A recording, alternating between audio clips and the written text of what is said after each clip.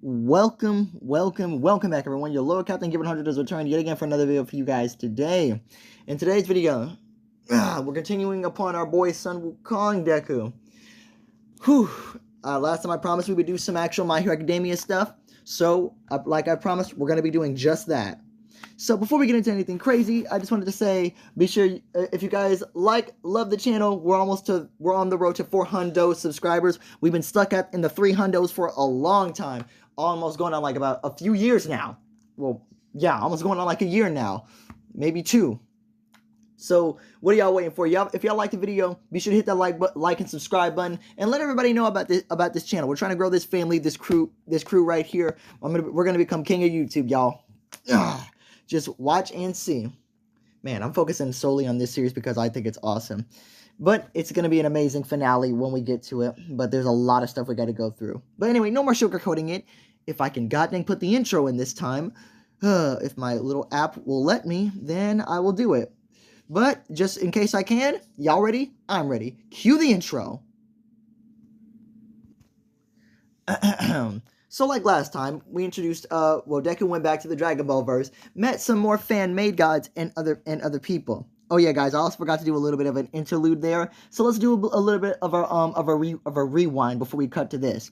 Rewind time. Whoop. So after Deku had beaten all the gods of destruction, there was one funniest thing he wanted to do. He grabbed Lord Beerus, the cat dude of our main Universe 7, and he brought him back to his world just to teach him how to drive. Yeah, that's just a funny skit I wanted to do. I wish I could get a skit of that happening, but I'm doing it on such short notice. But yeah, just know Izuku brought Lord Beerus back to his world just to teach him how to drive, but then he threw him back into the world of Dragon Ball because there's no need for Beerus being here. He don't need no smug cat asshole with a god complex to just start causing troubles here, because that would go pretty bad. All right. Anyway, back to the world of My Hero Academia. Just wanted to do that real quick. Anyway, so what is happening now is that last time I already told you guys about Bakugo. His quirk is already in his quirk awakened state that we're currently in the manga or anime right now. So he already has his cluster ability. And Uzaki is still pretty much the same with her powers. But she did train as well. But anyway, it's time to meet the new and improved Class 1A like I promised. So the only 3 people that are still in Class 1A, it's Bakugo, Deku, and Uzaki. That's already 3. 3 out of 20. So, let's go down. We got a lot of numbers to go through, y'all, but here we go. Hopefully, you guys like the people I picked out for this Class 1A. But in case you don't, sorry, y'all. Y'all just got to deal with it. But I'm going to let y'all know, again, right now, the original Class 1A, like Ito, Uraraka, Tokoyami, Todoroki, yes, even Todoroki, they're all in Class 1B. Now, you could say, well, Endeavor is like, well, fuck Endeavor, okay? This is my story. I do what I want with it. Just be lucky that they're in the story. They're in Class 1B, so we still got that going. But then you guys are going to say we're missing Class 1B people. Fine. Just put Tetsu, Kendo, and who else is iconic? Who's also a fan favorite? Ooh, I got it. You know what? Also put Monoma in Class 1B, because I got a doozy for you guys. There you go. That's the 3 spots filled for Deku, Bakugo, and Uzaki. So, there's that. Anyway, continuing on with that. Oh, wait. Yeah, continuing on with that. So, time to meet the OG, my Class 1A. Like I said, Deku, Bakugo, Uzaki. That's already 3. Let's go to number... we're gonna show 17 people on screen. So, with that being said, let's do this right now. Boom. Let's meet our next candidate. Number 4. Dante Joda. His quirk, Ki, allows him to store and use nature energy to enhance his strength and reflexes, but can only be used for a limited time. Excessive use causes extreme and debilitating headaches. The spouts in his hair and arms light up with pure energy when he is fully charged. Basically he's a Dragon Ball. He's a Dragon Ball character with Ki, but basically he's like Videl if Videl kept up her training with Gohan, a normal human with a normal amount of Ki. Pretty simple and straightforward, just like that. So next, number 5. Kala Smith. Her quirk, Fairy, allows her to fly, heal, and control plants. Healing takes a lot of concentration and gives her headaches. To a small degree, she can read people's minds, but she needs to have a connection with them. She cannot fly when it's too cold, and anything made of iron burns her skin. Oh, so like mythology. Next, it's pretty cool. Number 6. All right. Catherine Bellamy. Her quirk, natural vitals. When she eats raw plant materials, her body produces a pure liquid extract of the material, like tinctures, essential oils, elixirs, etc., from her hands with enhanced natural properties. She has 2 stomachs inside of her, one that breaks down most known plants, and a second to break down poisonous and other harmful plants without harming her body. Nice. She can mix extracts together to make a potion of sorts and alter the concentration of any given extract, and each one can provide different effects depending on the plant consumed. Healing, poisonous, burning. Cool. So basically, if you guys read that, she's pretty much a witch from Minecraft. And, just because I thought her quirk was very useful, I'm also giving her the ability to, brew as well. She also has, a mini cauldron that she can brew on the fly in order to create potions. So, yeah. Like I said, she can literally create these potions right here. These are, the benefit potions that you guys see right here. Also, some of them are bad. But, yeah, she can create these potions right here, which is actually pretty cool. But there are some negative effects as well. Yeah, there's a lot here. Just trying to think. And yep, this is actually pretty cool. All right. Next. Okay. Tenshinoma Kraishiki. His quirk, reality. Nice. Infinite possibilities. Christ's quirk allow him to create or do various things using the diamond right arm. This includes making objects, weapons, or conjure up phenomena that can affect his surroundings. He prefers to conjure up portals when in use in combat. So his quirk is straight up unpredictability. He's basically having probability manipulation, if I got that right. No, it's literally just reality manipulation. But it's only on a very small scale with a tiny range. Up to I'm going to just say a 20 meter radius that he can affect reality up to. Pretty much he has Law's quirk. He has Trafalgar Law's Devil Fruit. Yeah, being able to create a field and just do whatever the heck he wants within it. So hope that makes it simple for you guys. Next. Daiki Psycho. His quirk, adapt and evolve. Pretty simple. Adapt, evolve, and overcome. Daiki's quirk allows him to adapt and change his body against quirks he's exposed to. Originally, he could only do 3 quirks at once before it resets, but the number is getting bigger. Anything involving a quirk factor, he'd be able to counteract it, even become immune to the items created by quirks. Pretty cool. So, he's a much better version of Kirishima and Tetsu. I also wanted someone who was, also the big, bulky, manly type. Pause on that one for me saying that. But also someone who's a straight combat fighter. But if you guys can see the size on his side, he's kind of like Raphael too. So that's what also drew me to him. Next. Also need a quick person. Someone very versatile. With this would actually be very cool. Jake Nifk. Blech. He can travel between a set of 5 portals that he physically places. These portals will stay activated until he deactivates them, or is more than 1 mile away, and can be as large as 5 feet in diameter. If activated, he can send other people or objects through. Nice. He can also accelerate things sent through his portals to high speeds. He's working to increase the number of portals he can create, as well as the size and distance from which he can control them from. Pretty much the portal gun, if you guys know what I'm talking about. Anyway, next. Alright, so. This here is ridiculous. Bahashi Kiju. Her quirk and a berserker. Here we go. Notice here name anima. Oh my Jesus Christ. Okay, hold on. Let's move on. No. Great. So I got to free ball this one here.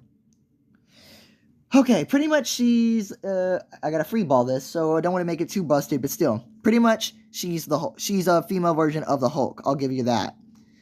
And the angrier you make her, the stronger she'll get with her inner berserker, letting the monster take control. But the angrier she gets, it is also harder for her to retain control with her body. So yeah, it's pretty much a literal Hulk situation. Next. Alright. Kengo Kawanishi. His quirk, chaos. Yeah, anger and sadness mixed into a person. Chaos. Chaos can make apocalypse tornadoes, earthquakes, and one of his abilities is telekinesis, moving things with his mind, and pressure waves. Pretty much he can Discord some stuff up. If you guys know what that means. I know it says villain to the top, but I don't care. I like this guy a lot, so we're just going to keep going. Reina Yoshino. Her quirk, Goddess Blessing. Reina's quirk allows her to heal every injury or wound possible by transferring it to herself. She's then able to turn this inside her body to sheer power force, which results in superhuman strength she uses for fighting. Every injury she transfers to herself hurts her just as much as the person she got it from. So deadly injuries are deadly for her as well. Woo, yeah, whatever doesn't kill you makes you stronger, but you gotta be careful with that, because, my god. Oops, my bad, guys. Yeah, you guys have already seen her quirk, so moving on to the next thing. Alright, Sayori Hayami. Her quirk, pyrokinesis and incineration. I don't really need to explain that. I shouldn't need to, and if I do, then you just gotta have to figure it out on your own. Pyrokinesis. Literally, she can manipulate fire. So, yeah, next. Yumi Hanasal. Her quirk is all for one. So, oh boy. I know what you guys might think of this, but no, it's not what you think. Anyway, all for one. This quirk allows the user to stockpile up to 4 use of quirks may lead to strange or... Oof. Okay, hold on. Okay, wow, it doesn't explain. Basically, alright. You know how every anime seems to have that one singular legend, like one warrior, one lucky person born every, 1,000 years, 100 years or something? Well, I decided to make it this girl right here. Because All For One was blessed with his power, so why can't somebody else get lucky with the same amount of power and choose to do something good with it instead of something evil? And that's what Yumi has chosen to do with her power. Do something exactly good with it. Now, yes, the heroes were skeptical of her, but after, seeing that she's in no way related to All For One at all, they decided to let her join the hero course and actually do something good with it. So with that being said, we can move on from that one. So, move. Alright. Ito Koetsu. His quirk, the One. For a limited amount of time, this quirk allows its user to increase his overall physical capabilities far beyond what he is normally capable of. Once this quirk runs out of time, however, the muscles of the user will suffer severe muscle convulsions and it will take a great deal of time to recover. So pretty much, what I'm giving this dude are the abilities to, the One. So, yeah.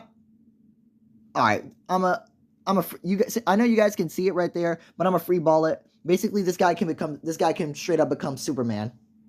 So yeah, I'm giving him Superman's abilities. Flight, super strength, super speed, durability, laser vision, ice breath, any other thing that Superman can do. But like I said, it's for a limited time.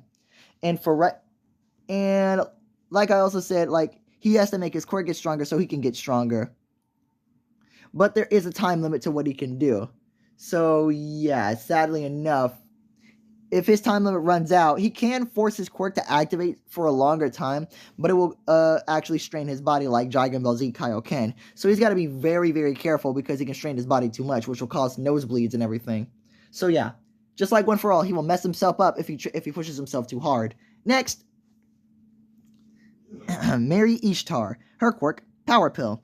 She can create pills of copied and stored abilities from the people she made contact with. Only she can ingest the pills and the abilities stored within it. The pills are toxic to other people. Well, maybe except the Minecraft witch, but still. So with her quirk, her quirk is oh my god, it's busted. If she touches you, she can create up to 5 pills max of each person. So I don't mean 5 like it's her complete max that she can make. No, 5 per person. So if she touches one person, that she can only make 5 of those pills, and another person can make 5. So yeah, 5 pills max on that person and their quirk, and being able to ingest them means that she gains their quirks and their abilities. Now, ingesting multiple pills would give her multiple quirks, but I'm gonna give her the downfall called overdose. If she takes too many pills of too many quirk users that overlap each other. Well, no, not overlap. That outright contradict each other, or it's just outright too powerful for her body to handle.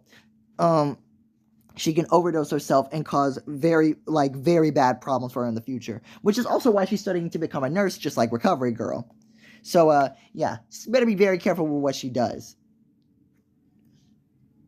Now, oh my gosh, here we go. Dang. Crap. I actually, oh yeah. Mei Toyomitsu. His quirk, fat absorption. Pretty much he has the abilities of fat gum whilst being able to distribute fat to boost muscle mass for a short period. Pretty much I'm giving him kinetic energy manipulation. So, yeah, stuff like that. Hold on, we gotta move on to the next person. Give me one sec, y'all. Alright, we got 3 people left. Oh my god. Hajime Suzuki. I mean, his quirk, you know what? I'm just gonna call it Chimera because I can't think of anything better. Maybe I can. Give me one sec, y'all. You know what? Nope. I can't think of anything better. So I'm just gonna call his quirk Chimera. Pretty much, since his thing is Beast Boy, you guys can know what it is. He can transform into straight up any animal that he wants. Any type of animal that includes aliens, whatever demons, all that stuff. So, yeah. You have a human Beast Boy right here. We got, more people. So, 2 more people left. Here we go. Kenta Monoma. His quirk, Copy. He can copy and store a quirk he sees activate within a 15-second window and store it for a single use. Yeah, as you guys can see, Dark Shadow obtained after seeing Fumikage Tokoyami activate his quirk. So yeah, unlike his brother, Nito Monoma, Kenta actually doesn't need to touch you. He can physically see your quirk activate. And I think 15 minutes is 15 seconds is way too short. So I'm giving him a 1 minute. A 1 minute, 15-second window to activate someone's quirk. Any person's quirk that he's seen for a limited time. And just because he's Monoma's older brother, I'm gonna say without his cocky attitude. Oh wait, hold on. 1 sec. I'm pretty sure. There we go. For single use. He can store a copied quirk for as long as he wants, but it disappears as soon as he deactivates it. He can currently only copy and store 1 quirk at a time, but a copy, y'all, is up to 5. Yeah, I think 5 would be very cool. You know what? No, that's too many options. I'm gonna give him 3. So I'm going with my original 5. So yeah, he has 1 minute to pick. Well, right now he has 1 minute to pick 1 quirk that he could choose to copy for as long as he wants. But the moment he deactivates that person's quirk that he copied, let's say if he copied like I said, Dark Shadow. The moment he deactivates the Dark Shadow, he would be quirkless again, and he would have to go back to picking somebody else's quirk for Tokoyami's again. And it's not based off of memory. He actively has to see Tokoyami and to use Dark Shadow in order to copy Dark Shadow again. So with that being said, now we're on to the last person. Shinichiro Miki. His quirk, Glitch. It's almost like the reality guy, but if you guys have watched Friday Night Funkin', if you guys have seen the Pibby mods, the darkness, pretty much he can do that. But in case you guys don't know, what's coming off of his body now is it's like a little mini glitch virus that he can produce black tentacles or glitched out forms of everything that can consume people and their power, being able to control them within his own glitch field. But he can also release those people whenever he wants. But he has to be careful because the power can easily spiral out of control. Well, yeah, out of his control and just go haywire, which would take everything he has just to deactivate the power. And that, guys, is all 17 people that I got. Hopefully you guys are happy with what I chose, but if not, well then that's too bad, so sad. I've already chosen the people and I don't want to do it over again. But anyway, let's just cut back to them walking in the classroom. These are the new Class 1A members. Hope you guys are happy. Alright, y'all, so we're back here again. So anyway, Bakugo, Uzaki, and Izuku all walk in the room to see their classmates, waving at them like, newfound respect and just welcome the last 3 people. Everybody obviously recognizes Izuku as the number 1 contestant, while Uzaki with her hacks was able to get her number 2. But Bakugo also tied with her on number 2 as well. Just because of his point racket, he was able to clutch it up at the last few seconds. So yeah, Uzaki and Bakugo are tied for 2nd place. 3rd place goes to whoever the heck you want it to be. Anyway, moving on. People are excited to get to know Deku and everything else, asking like what's his quirk and all. But Deku just tells them that they're going to have to wait and see. Anyway, Aizawa comes in like usual, says put these on and come outside. All that crap, yada yada yada. Alright, y'all. So, I mean, pretty much the quirk apprehension test goes exactly how you would expect it. But this time with completely different people. And their stats are just completely blown out of proportion. It's crazy how this Class 1A is just morbidly way more OP than the Class 1A we got in canon. And the reason why I decided to change Class 1A, y'all, don't hate me for this, is because I feel like, I mean, my best friend told me this. It's because they just picked the people and threw them in there at random. There really was no ranking system upon, like, the usefulness of quirks, their versatility, or anything. Like, obviously, Todoroki, Momo got in because of like, the people they come from. Endeavor, who's already a hero in the hero line. I apologize for that. Anyway, Endeavor, who's already a hero in the hero line, is able to use his influence just to get Todoroki into the school. But since it's Nezu, you can't really threaten Nezu. Obviously, you'll put the people wherever they want. So in this one, well, Yaoyorozu got in because our family's just filthy rich and they probably bribed and everything. But for this one, I decided to do what I thought was necessary. I decided to make Nezu actually smart and pick out the people that he deemed worthy of being in Class 1A. I mean, this is the best of the best after all, and you're just throwing anybody random in there. I mean, don't get me wrong, y'all. How did someone like Mineta get into Class 1A? And Hagakure, who's just a regular girl with invisibility. And Sero. Because there are people, like, better than them, but their quirks are absolutely shit, bro. Like, I'm not even trying to diss on these three people. Don't hate me, but come on. Look at Mineta's quirk, bro. You literally got Class 1B members who are much more OP. I'd rather take Monoma over Mineta, my dude. And look at Sero.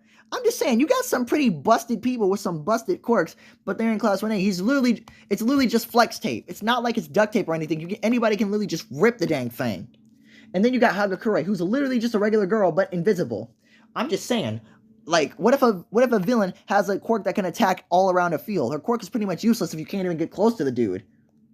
Like I'm saying, I'm not trying to shit on these people. I'm just saying some more thought should have been put into this. So that's what I'm doing. I'm putting more thought into this, and I'm actually putting in worthy people that I think are worthy of being in Class 1A. But don't you worry, those people are still... The Class 1A we know and love are still here. They're just in Class 1B now. With, Kendo, Tetsu, and, Nito Monoma.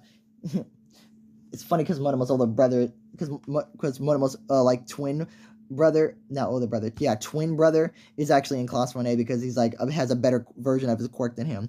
Nito Monoma requires physical touch, while Kenta Monoma doesn't. All he requires is just sight of seeing the quirk. Damn, that's a bitch, ain't it? Still, fuck you, Monoma. Anyway, back to it. The quirk apprehension test pretty much goes as much as you may think. It's actually pretty quick and simple with Aizawa expelling nobody because he knows that all their potentials can go extremely goddamn far. But because, guys, I know y'all for a fact want god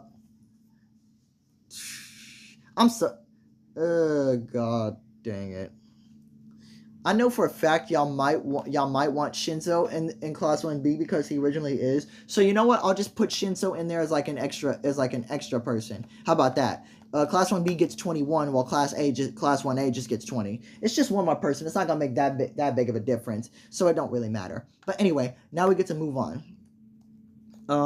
Okay, next will be the bomb training test, but I don't want to show their hero costumes right now because Deku doesn't have the Wukong fit. Well, not my version of the Wukong fit.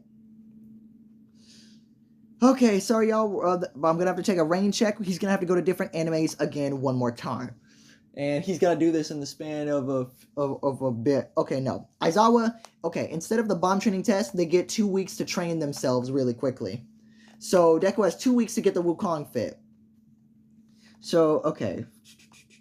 He's gotta go to 4 animes, pretty much. So, let's just get the first 2 animes. Deku's gonna go to 4 different animes in this episode because he's got to get the full Wukong outfitted for him. And I know what you guys are gonna say, but you had him go to the Black Myth Wukong game, so shouldn't he have it already? Well, yes and no. He does, but he has the game's version of Wukong's fit. He doesn't have the true mythology Wukong's fit that I'm trying to give him. And hopefully that conjures up anything. But if it doesn't, too bad, so sad. We're moving on now. So, okay. It would be during the weekend that he can only get this stuff done because these are his only days off because the rest of the time it's just school because it's college. Anyway, all right, time to hurry up. On that Saturday morning, Deku, wakes up, gets himself ready for the day, and he says goodbye to his mom. He's gonna go pick up on a few things because his hero costume is in no way, shape, or form ready for to be shown to the world. And Inko would say she's seen him come back with stuff before, but yeah, it's not great. So anyway, beforehand, he's got to go. So he waves his mom goodbye and goes to the next anime. And this guy's right here is what I've been waiting for ever since I got this series started. This has been on my mind to get him to go here. So the next anime he goes to, the one that'll give him more of his godly abilities, is boom, Record of Ragnarok, y'all. Yes. From the very beginning, I've always wanted Izuku to come to this world. But here y'all go, y'all. This is going to be a sad revelation for Izuku during this episode. I know Izuku's been having fun during these times, but it's time for him to realize, the truth of exactly what or who exactly he is. And sadly, what fate is going to befall him in the future. I know you guys have never actually thought about this, but, well, I'll just let you think upon it. Anyway, a portal opens and Izuku opens the world up to, Record of Ragnarok, where, crazy enough, he appeared right in the middle of the arena where everybody was watching, and everybody was wondering just who the heck he was. This 8'4" gigantic monkey just walked into the goddamn field, and the other gods are looking at him as well, is he another god or anything? As he wonders what the heck is going on, the announcer is announcing another person has made it onto the field, and everybody's wondering who the heck is he. Somebody actually recognizes him, though, because he looks somewhat familiar and feels somewhat familiar. But still, the gods come down and they demand to know who Izuku is, but, Izuku does tell them, briefly, so they ask are you a human? Yeah. Well, then I guess you're a part of our contender, then. Alright, screw it, I enjoy a good fight. Anyway, so this is a little interlude before anything else happens. And this is my version of the world, y'all, so don't judge me for what's about to happen. Anyway, while Deku is meeting with the other humans or anything, he ends up running into one human that he actually wants to battle beforehand, because this is his first time seeing other mythology beings, and being able to fight the other gods is going to be funny. But also he runs into the goat of all humans, personally who I think should have won, who was Hode in his fight, but Izuku's is going to right what's wrong, and we'll see that right now. Izuku meets, bam, Adam. Yep, and there's a reason why. You guys should obviously know the reason why. Izuku meeting the first human ever, the first man, Adam, it's also very, very strange and nostalgic. Izuku feels safe being in his presence, but he can also tell he's extremely strong. So really quickly, he walks up to Adam, and he challenges him to a spar. Adam honestly would rather not, but Izuku practically begged him to because he knows he's strong, and he's always wanted a challenge in his life. So Adam just saying, fine, let's do this very quickly, because the tournament's going to start soon. Oh, don't worry.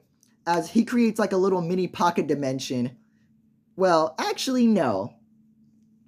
What he's gonna create is something a lot. What he opens up a portal to is very much differently, and he tells Adam he's going to enjoy this here. As Adam walks through, what is this place? This place is the Hyperbolic Time Chamber, or the Room of Spirit and Time. Like I said, y'all, Izuku made his own little copy back in Dragon Ball Z, and he can adjust it however he wants. So, like I said, he's going to use it during the story here, and this is going to make it fun. Adam just said, is this really the appropriate place for their spar? Izuku said, yes, this is a place where they won't be disturbed. So, Adam just said, fine, come at me. And Izuku pretty much is already ready for Adam, powers up into his own Super Saiyan-like state, as he just explodes in power. Boom! Alright, here I come! Hold on, that was a bad one. Here I come! As he rushes at Adam, and Adam is actually able to dodge Izuku. But Izuku's limitless potential, well, like I said, limit broken infinite potential, just like Saitama, kicks in, and he starts adapting right away. as immediately he swings at Adam again, and Adam has to make a much more effort to dodge. Seeing as Izuku's literally getting stronger going on, Adam has to take this fight serious right away. So immediately he strikes back and punches Izuku in the face, who actually takes damage from this. And Izuku smiles. This is what he's been waiting for. This is what he's always wanted. But Adam, with his specialized eyes, here we go, y'all. Adam, with his specialized eyes of a lord, is actually able to dodge Izuku and keep hitting him over and over again. But crazy enough, due to Izuku's adapting nature, he's actually starting to take less and less damage from Adam. But Adam just keeps adapting more until he eventually uses Izuku's own transformation, actually lighting up, like in his hair growing, like even flaring up like it's on fire and hitting Izuku. Deku is excited. He's never been challenged before a day in his life. But this is exactly what gets his blood boiling. The thrill of a fight. Just like Saitama, this is the feeling he's always wanted in his life. And Adam is giving him that. So he thanks Adam. But right now, he's actually going to take this seriously. As Izuku powers up, he goes into his own Super Saiyan God state. But due to Izuku's adapting nature and infinite possibilities, his power had taken the godly state to a whole nother level. Izuku's gone Super Saiyan God evolved. He's evolved his own God state. And now when he reveals the form to Adam, Adam is awestruck actually. As the light settles, it's almost like a flash of light. Many sparks come off of Izuku's aura, like little fireworks, as Adam can see a golden fiery aura, but also a mix of angelic white. He is amazed at seeing this. Human comprehension is not supposed to comprehend this, as Izuku's tail is even glowing the golden fiery color, but also a hint of white on the tips of his furry tail, showing his godly mastery.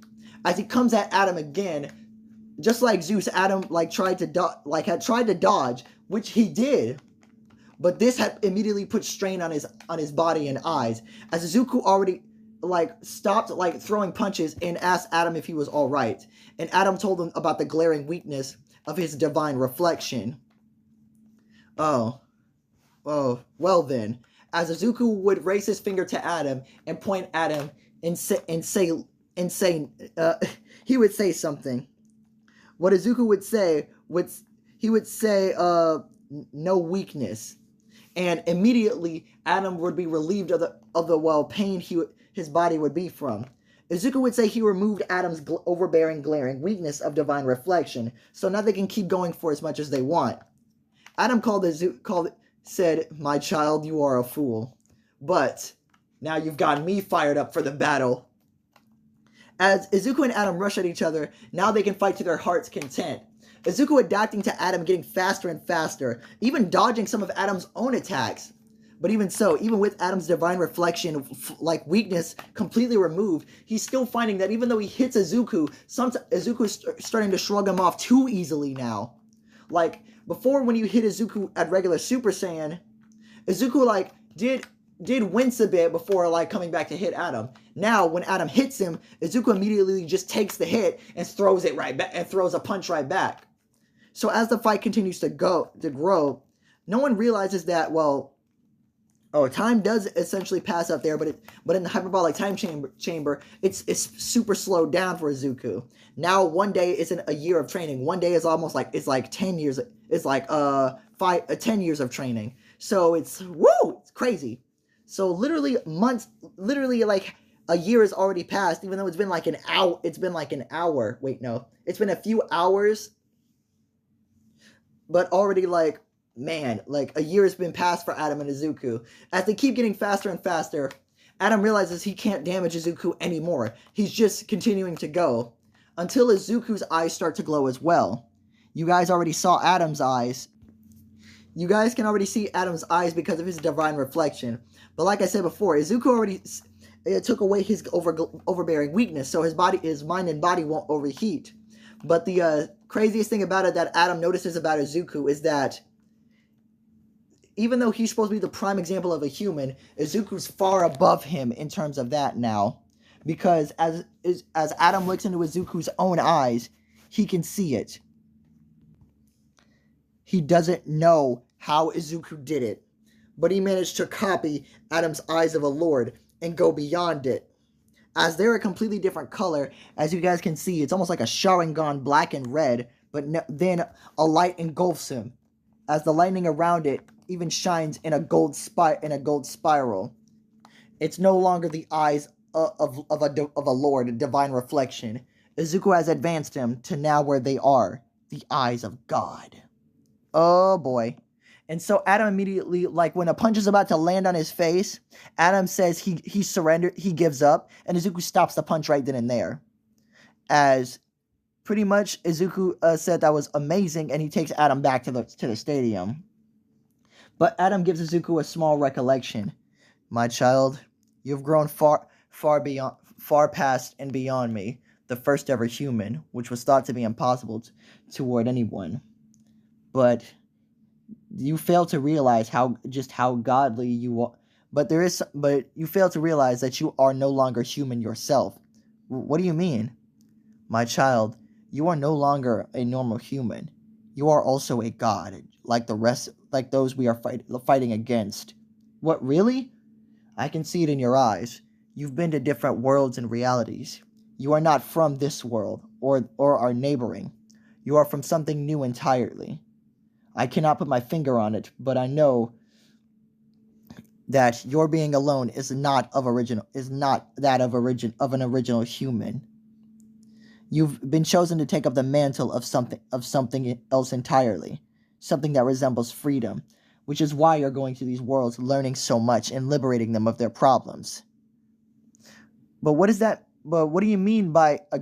But wait, am I really a god just by that? No. By fighting other gods, child, you've also obtained, by default, their immortality. As this would hit Izuku like doom, doom, doom. This would, the dramatic zoom in on Izuku's face every time, that happens. What? My son, as, Adam's the godfather of all this, I know this may be quite the revelation for you, but I can see it. You fought other deities from multiple realities.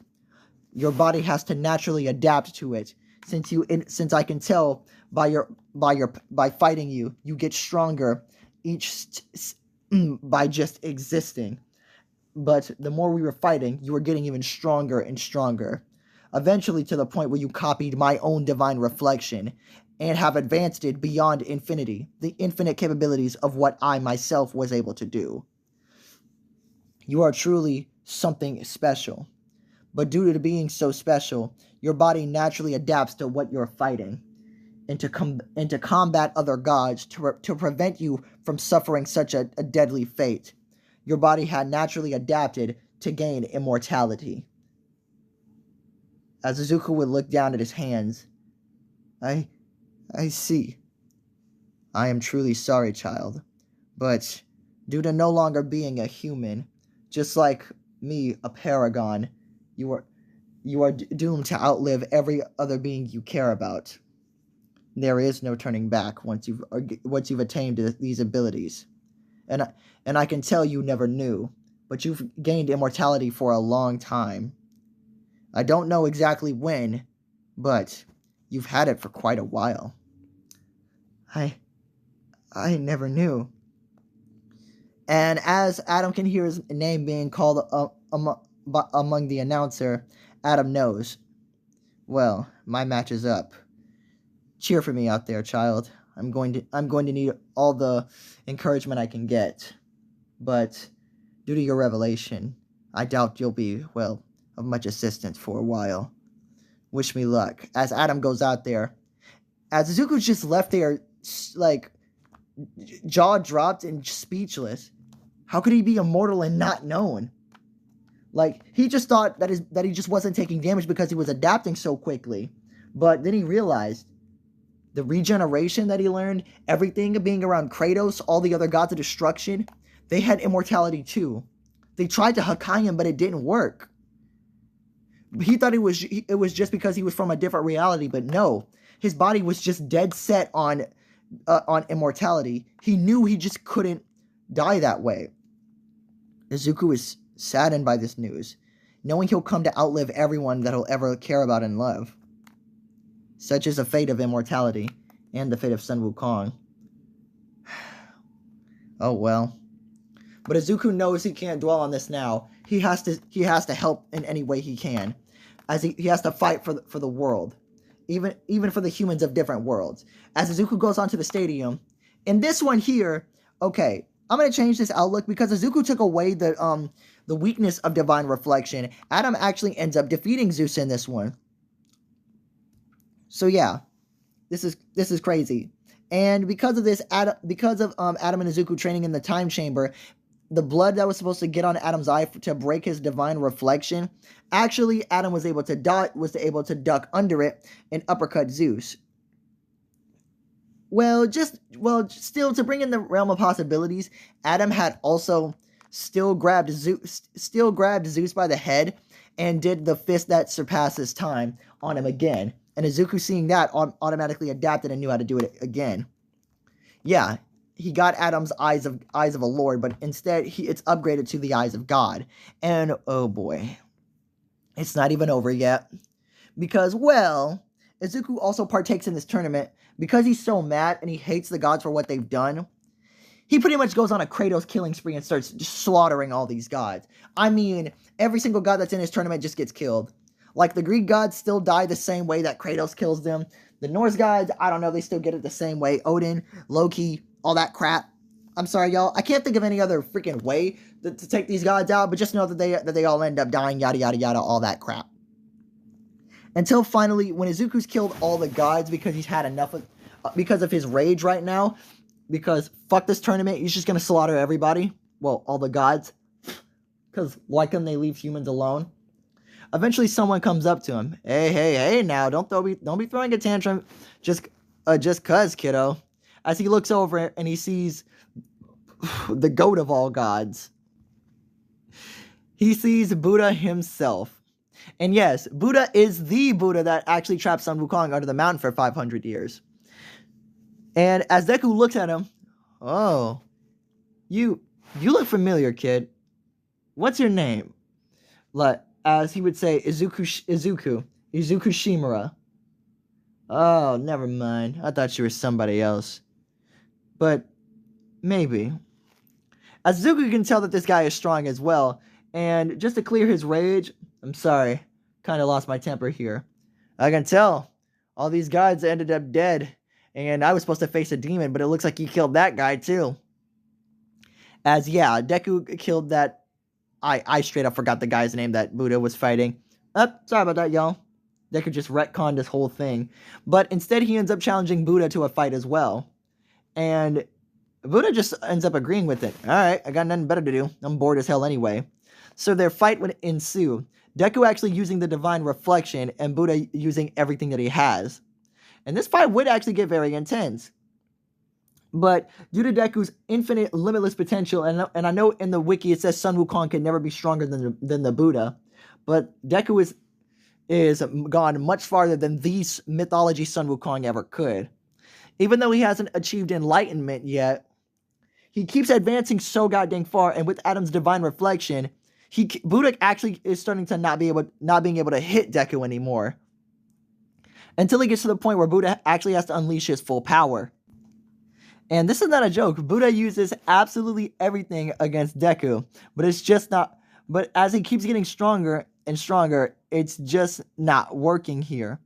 He wonders why, but then he slowly realizes who this is. As Buddha begins to laugh, as Deku not only copied Adam's eyes of a lord, he also copied Buddha's power. He copied the eyes of enlightenment.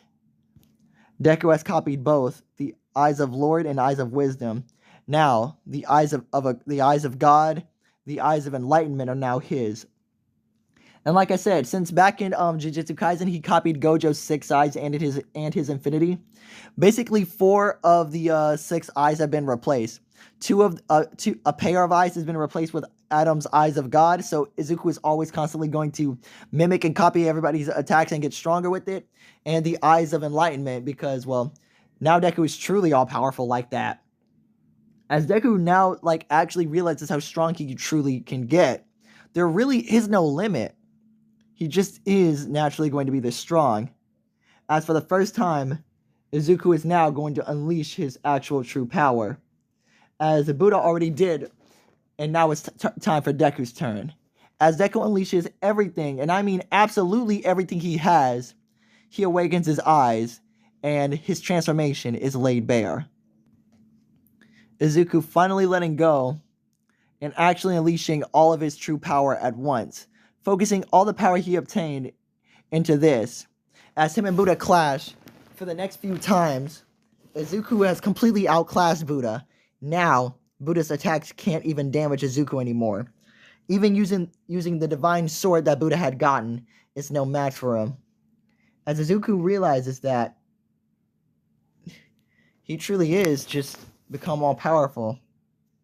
And as it all settles down, Buddha congratulates Deku upon, well, being so powerful. And, well, how does it feel? You finally beat me after all these years. I don't even know who you are. Oh yeah, that's right. Well, monkey boy, for winning the tournament, I want to give you a gift. As Buddha creates something in his hand, and here it is, you guys. I know what you guys might say, but let me explain when you see it. The gift itself is this. Yes, the crown.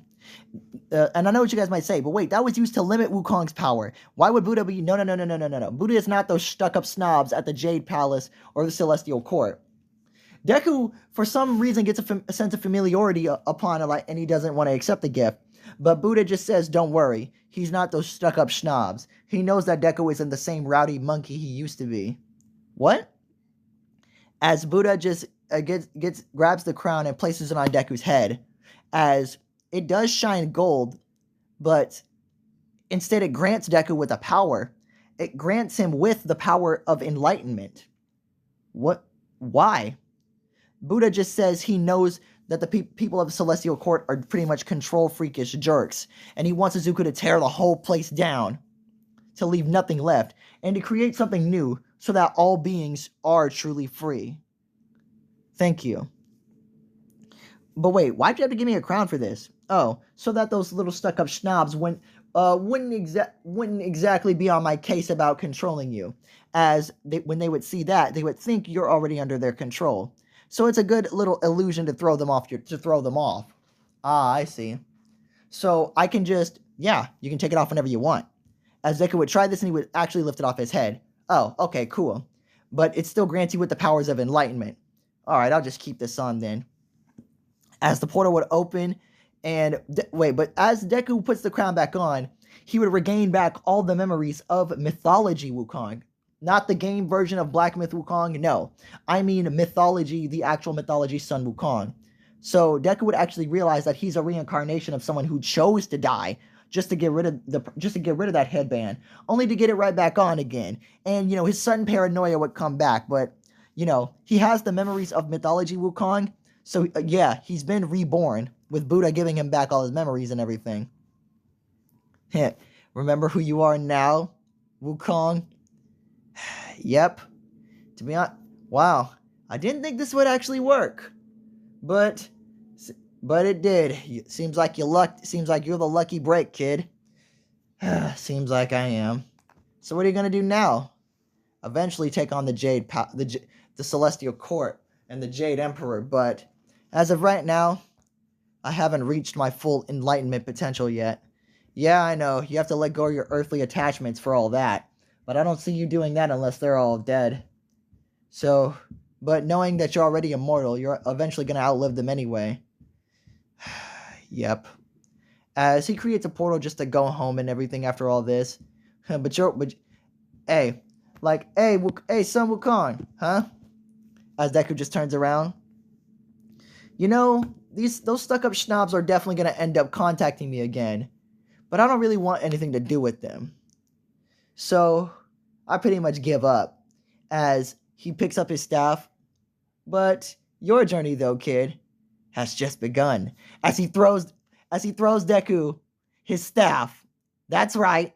Buddha gives Deku his own goddamn staff. That also includes the sword as well, so Deku gets this as well. And then he gets thrown back into the world of My Hero Academia.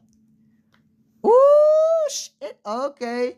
Deku ain't done yet, y'all. You're not done yet. He still ain't done gaining all the good stuff.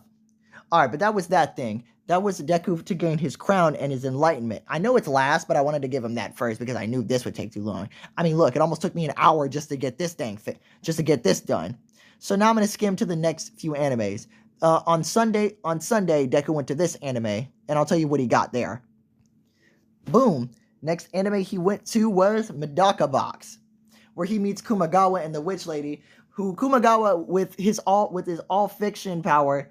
Yeah, I'm gonna tell you right now, he don't stand a chance against Izuku. Like, when they meet, Kumagawa is all confident and everything, but realizing that this monkey is far beyond anything else in fiction, oh boy. Yeah, Deku's rapid growth has grown so much to where he just gained natural immunity to all powers. But like I said, he already has that from the superpower wiki from before. So Kumagawa's all fiction don't work on Deku. But yeah, Deku pretty much just claps everybody inside of all fiction and pretty much just absorbs their power. Like, he absorbs the witch, but Kumagawa Yeah, but he absorbs their power. But on that note, he's about to pretty much erase this world because he knows that this world is pretty much way out of proportion with its power. But Kumagawa and the Witch Lady beg him not to. They beg to keep their universe alive and everything, and they'll do anything for it. And Izuku just says he wants his own staff.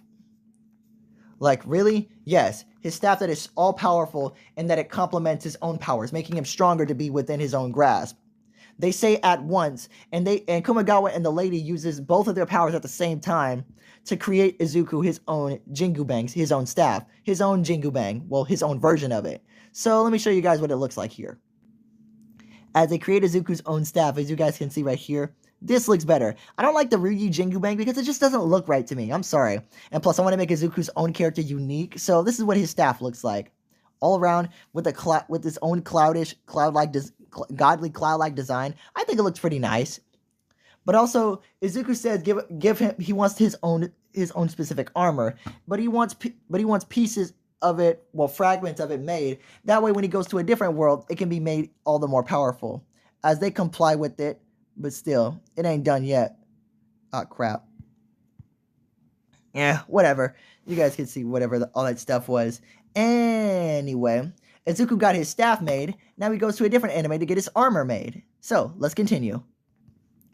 Bam. That time I got reincarnated as a slime. Now he's here. Rimuru, Tempest, and all that stuff. So Izuku makes it there. Everybody can already sense his power. And Izuku starts getting clashed with. But, nah, that's not how it goes. After literally beating everybody and taking all of their magic and placing it into his, into his armor fragment pieces that he got from a Medaka Box, which is already so powerful, Izuku's armor is almost done. But that's all he wanted from them. That time I got reincarnated as a slime was pretty weak compared to the other ones. Alright, now on to the last anime. I'm gonna just say this was like the next weekend type-ish, because the first weekend was the Record of Ragnarok and Medaka Box. That time I got reincarnated as a slime, and the next thing that I'm about to show is the second weekend, just so we can have his hero costume ready. Last anime, Overlord. Yep, he goes to Overlord. He meets Ainz Gon and the rest of the gang, and well, Ainz said this name can never know defeat. Izuku just tell you guys that right now. Oh nah. Ainz gets clapped. He gets clapped. So do the rest of his gang. Goodbye. Sorry. Izuku pretty much captures Ainz Gon, so now he can use him as a minion with Muzan and the other things that I'm going to be doing later. But, oh boy. But after taking his power, Izuku also infuses that with the fragment pieces, and finally his armor is actually complete. Along with getting something else in the realm of Overlord. He looks up into the sky and and looks up into the sky and he just decides, wait, why haven't I done that before? I'm going to do that in a bit. So anyway, what he decides to do well, finally his armor is ready, and this is what it looks like. But yeah, in case you guys don't remember before, this is pretty much Deku's armor. I do like the little lion bits right there. But, you know, I do have like a soft spot for the original. So, you know, y'all, I think I will go back to the... hold on a second. Okay, I'm going to tell you guys now. The little dragon-esque design was like, you know, the old-fashioned Wukong armor that he used to wear. I know it was really cool, but we're keeping the shoes, though. Izuku does wear shoes. I don't know why the character doesn't wear shoes in the Black Myth Wukong game, even though regular Wukong does. But I don't know, but I'm changing that. Izuku does wear shoes. But, like I said... his armor is the Black Myth Wukong design, but I'm going to change the color esque up a little bit. So give me a sec to find the color and I'll show you. Bam. Here we are, y'all. So as I can see here, it's more red and goldish than black and goldish. So that's Izuku's, like, you know, all-around design. I know it's faced to more of the original, but this is how it is. It's more red. It's more red and gold because Izuku's favorite color is red. So I'm like, why the heck not? Why the heck not? Looks cool. Looks nice. So yeah, that's the color esque Izuku, you know, chooses to go with. He has his staff, and now he also has his armor. But there's one more thing that he's missing that we're gonna cut to right now. Just Izuku ends up going back to his own world, and oh wait, actually he goes to an anime called Heaven's Lost Property, and he goes up into that world for one specific reason. He breaks into the heavens in that world just to steal a cloud. Yeah, Izuku just breaks into the heavens just to steal a cloud. That's all he really wanted. He wanted something comfortable. So yeah, now finally having the full outfit, Izuku's ready to go, and he's fully decked out. Now we can fully start showing appreciation when his hero costume comes in. So let's get to it. Got the flying Nimbus, got his own Jingu Bang. Well, got his own... I'm gonna give this staff a name. Oh, I got it. Ryuken Rokuryu, the Ryuken Rokuryu staff. Yeah, if you guys get that name reference, Ryuken Rokuryu staff. Then put it down in the comments below. I'll give you guys a pin for that one. But anyway, on that note, what's going to be happening is actually going to be very fun. Finally making it back when they show the hero costumes for the bomb training test. Izuku comes out, and you guys already know he's looking very fitted up. Man looks awesome. Everybody's giving him compliments left and right, but we don't need to go through the bomb training test because we already know he's going to immediately win. Everyone's trying to figure out what his quirk is, but he ain't exposing that yet. Izuku just calls it Calamity, because that's pretty much what Wukong is, just a walking calamity. Anyway, now we cut to the freaking USJ. My God. It's like a bombshell. It's like, as the villains come through and everything, man. What happens is, like, premature. Izuku is not even going to fight, as everybody does get teleported around like usual, but this class 1A is beating the villains with a lot more ease than our actual class did, because they actually take their training seriously. Well, not like the original class 1A didn't, but they actually do train their abilities instead of just, I don't even know, man. But Izuku doesn't even want to fight because this fight is below him. So instead, he summons someone else to fight for him. And that person is... bam! Muzan. Yep. Izuku summons Muzan to fight the battles and fight the Nomu. And let me tell you now, compared to Muzan, that Nomu is nothing but death fodder. Trash fodder. Just fodder. Yep. Sorry. Muzan takes care of that thing very easily. But this Muzan is like a mindless demon. He was taken by Izuku's power, and now he's just like a mindless zombie, like slave, that obeys Deku's every whim and command. So it's fine. It's not like this Muzan has free will. He doesn't. So yeah, USJ taken care of. But next thing you guys know will be the sports festival, which sadly we don't have time for because we've hit the hour mark. But I hope you guys did enjoy this episode. But like I said before, take into consideration, get this to, well, just like the video at this point. 10 likes and I'm going to continue it. Well, I'm going to continue regardless. But anyway, hope you guys did enjoy this video. Y'all already know what to do. Like, subscribe, comment down below. Peace!